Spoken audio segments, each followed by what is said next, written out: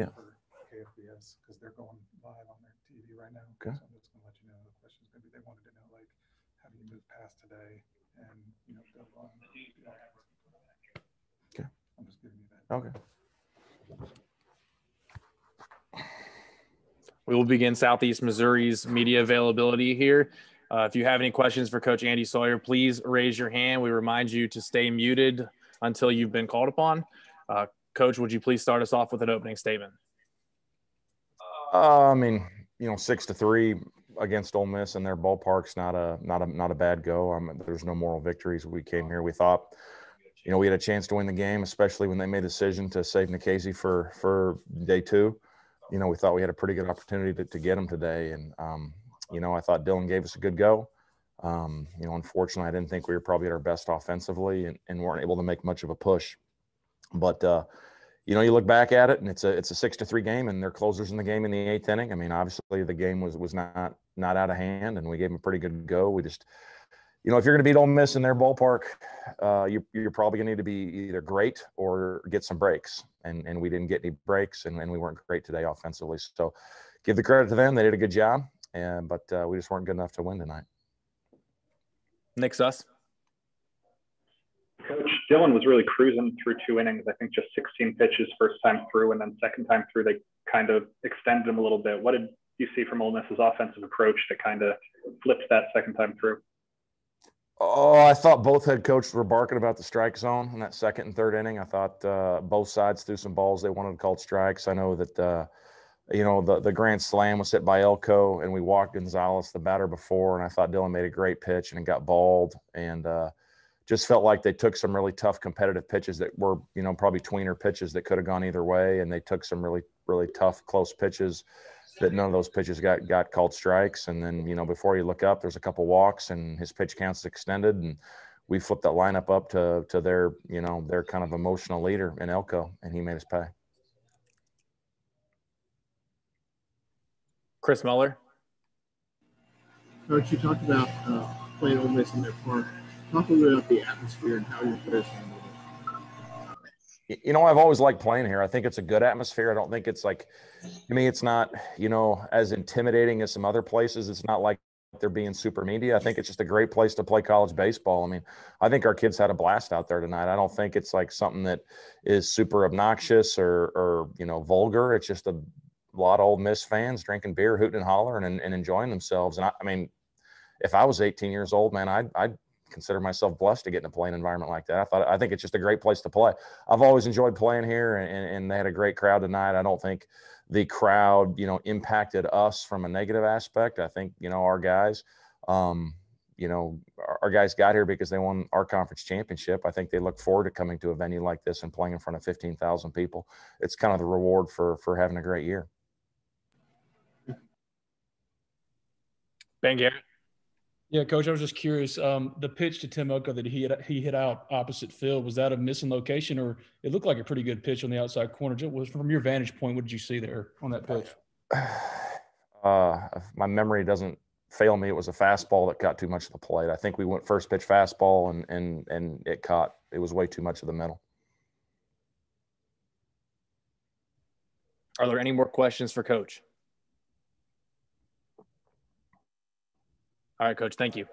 Tom Davis is trying to raise his hand. I can see him. Yeah. Coach, can you hear me? I can.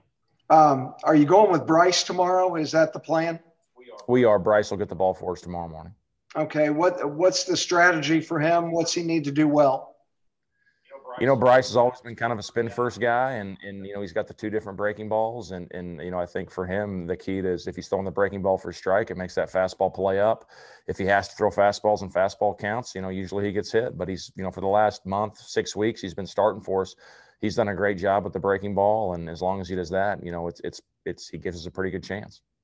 Connor and Andrew both had 2 hits tonight. What'd they do well in their approach offensively? I thought they were aggressive. I thought, the biggest – my kind of plan for the team, or not plan, but my ask of the team was just to be themselves and not try to play the event and just be themselves and play baseball.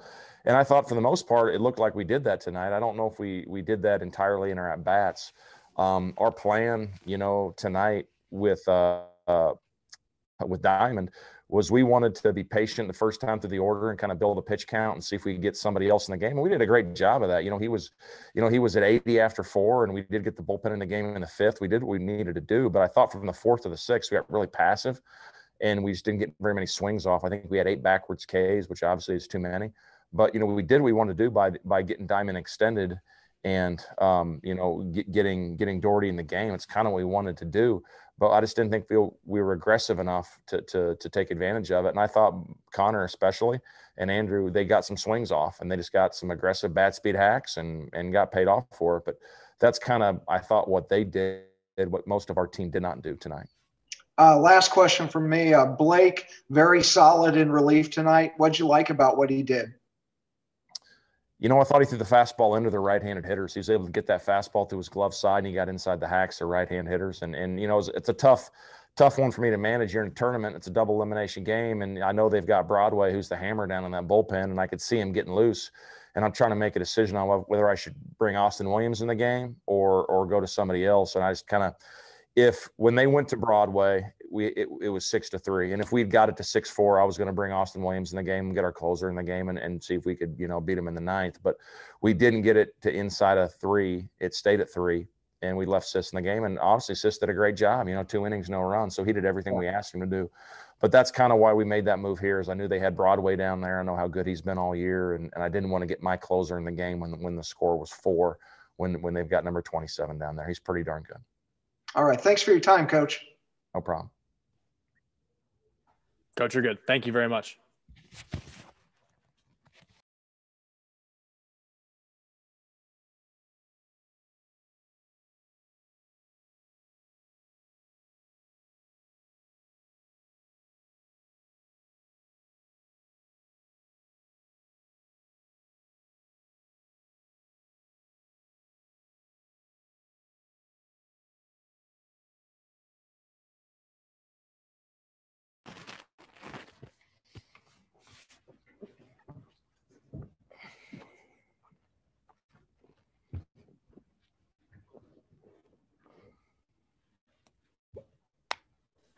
If you have a question for Connor Baszler, please use the hand raise feature, and we will call upon you.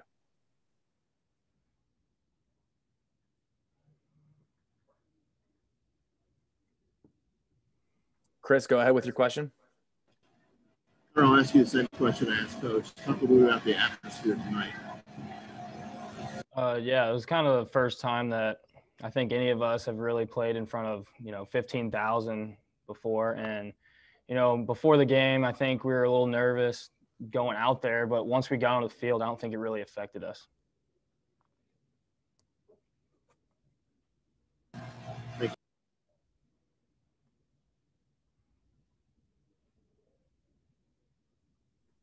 Please raise your hand if there is another question for Connor.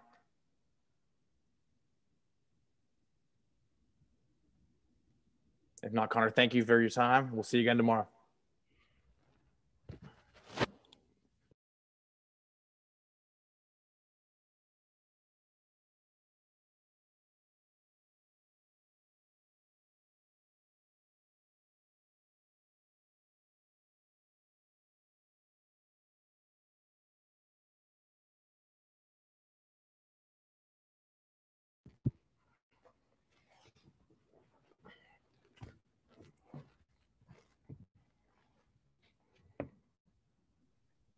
Please raise your hand if you have a question for Dylan Dodd.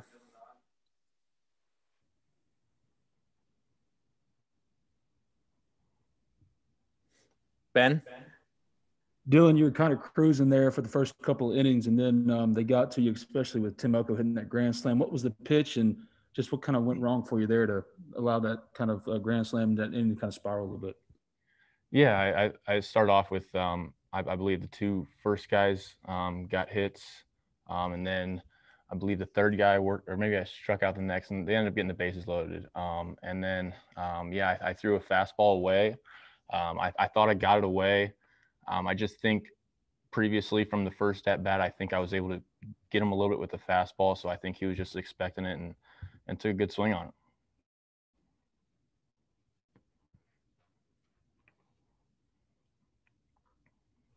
Nick? Dylan, obviously you knew coming in that Ole Miss had a pretty strong offense. Just did they do anything out there that you didn't expect from them, or did they just kind of put the bat on the ball? Yeah, I mean, obviously they're really talented, and they were really on my fastball early, and I don't think I recognized that soon enough until after, you know, the big hit in the third there.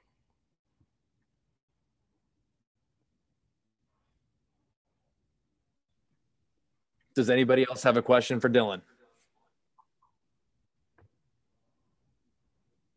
All right, Dylan, thank you. Thank you.